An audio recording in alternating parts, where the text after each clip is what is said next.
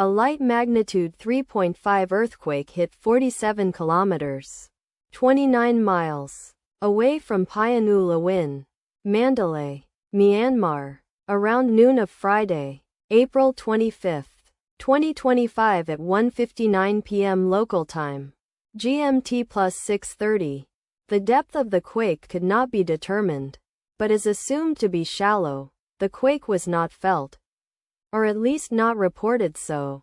First to report, RaspberryShake after 7 minutes.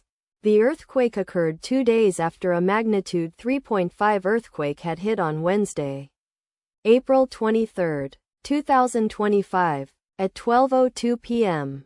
GMT plus 6:30 local time, in 14.5 kilometers, 9 miles, distance to the northwest. Data source from Volcano Discovery.